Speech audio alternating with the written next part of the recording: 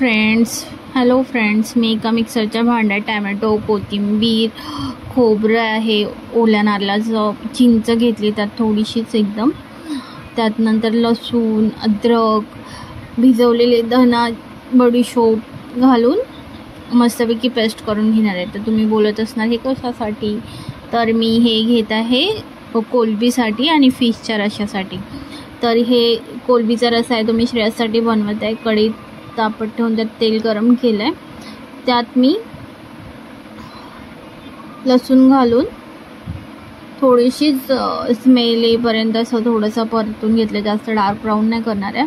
मग त्यात मिक्स केलेली कोलंबी घातल्या. माझा थोडासा मोबाईल वाकडा झालेला, तर त्याला कोलंबीला मी लावल्या हळद, मीठ आणि धना जिरा पावडर, आणि मग त्यात घालते वाटण थोडंसं आपल्याला, म्हणजे त्याला मला किती पाहिजे त्यासाठी.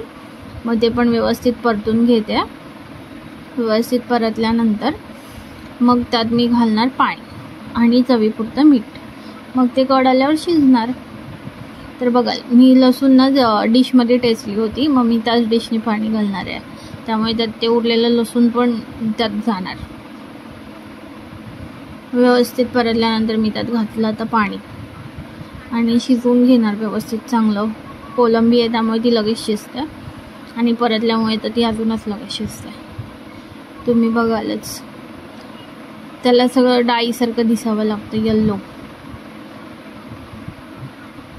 ही फिश निघाली नव्हती, ही कर्लीची फिश आहे ती मी काढून घेतलेली. मी फिश कालच आणून ठेवली होती. त्याला कोकमचा आगळ लावते, ते माझ्या मैत्रिणी दिलेलं, आणि मीठ लावून ठेवते. आता श्रेयसचा रस्सा पण शिजेल, तर मी ते उतरवून लगेच फिशच्या रशासाठी कढई ठेवते. श्रेयसचा रस्सा झाला तर मी कढई ठेवली. कढई गरम झाल्यावरती ऑइल घालणार. तोपर्यंत मी इकडे जे वाटण होतं ना त्यात लाल तिखट आणि हळद तेवढं घालून ते मिक्सर पुन्हा एकदा फिरवून घेणार, म्हणजे कसं त्या वाटणाला पूर्ण मसाला लागेल.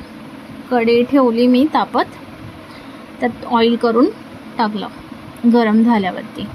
मग त्यात मी घातली लसूण थोडीशी मी ही गोल्डन ब्राऊन होईपर्यंत फ्राय करून घेते त्यात. मग त्याच्यात झाकण ठेवते एका साईडला, कारण त्याची मग वाटण ओतल्यावरती स्मेल बाहेर नको जायला त्यासाठी.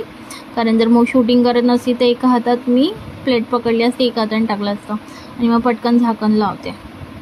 मोबाईल पकडत असल्यामुळे ते जमत नाही. थोड्या वेळाने झाकण काढून मी व्यवस्थित ते पण ढवळून घेतलं. थिकनेस आपल्या आवडीप्रमाणे ठेवायचा. मग ह्यात पण मीठ घालून, आता माझी ती दुसरी पण फिश निघाली होती टोलवाली, तिला पण मी कोकमचा आगळ लावून मीठ लावून घेते. ह्याला पण चांगलं व्यवस्थित कढ आलं आहे. आता ह्यात मी फिश ठेवणार. हे फिशचे शेपटीकडचा भाग आहे, डोक्याकडचा भाग आहे, आणि मधले छोटे पीस असतील ते मी टाकलेत, कारण रश्यातली फिश एवढी कोण खात नाही त्यामुळे तेवढीच टाकली. आता हे मी फ्राय करणार आहे. आता ह्याला मी लाल तिखट, हळद लावून सगळं व्यवस्थित लावणार आहे. मीठ तर मी आधीच टाकलं होतं. सगळं व्यवस्थित लावून घेतल्यानंतर त्याला मी मॅरिनेशन करण्यात ठेवणार. तोपर्यंत माझा रस्सा पण फिशचा मी स्लो गॅसवर ठेवला. मग एकीकडे ते पण होईल आणि ह्याचं पण मॅरिनेशन होईल. ही मी ना फक्त लसूण 4-5 आणि मिरची एक मिक्सरला फिरवून घेतलेली सुकीस, कारण मिरची अशी टेस्टली ना तर हाताला तिखट लागतं, आणि जर कोणत्या क्लायंटची ऑर्डर आली तर मग परत त्यांना जमणार. हे माझा फिशचा रस्सा पण झाला आहे, बघालच तुम्ही किती छान दिसतोय. त्याला तरी पण आली आहे, तरी मी थोडंसं परत शिजवू देते त्याला.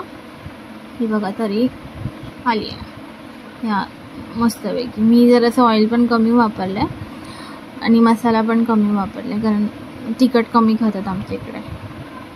तर तुम्ही जसं ते वापराल तसं तरी तुम्हाला अजून दिसणार. आणि हे झटपट होणार आहे फिशचा रस्सा. आता मी फिश फ्राय करणार आहे, त्यासाठी मी मॅरिनेशन झालेलं, म्हणजे अर्धा तास तरी माझं मॅरिनेशन झालेलं. तवा गरम करत ठेवून त्यात मी ऑइल घातलं आहे व्यवस्थित गरम झाल्यावरती.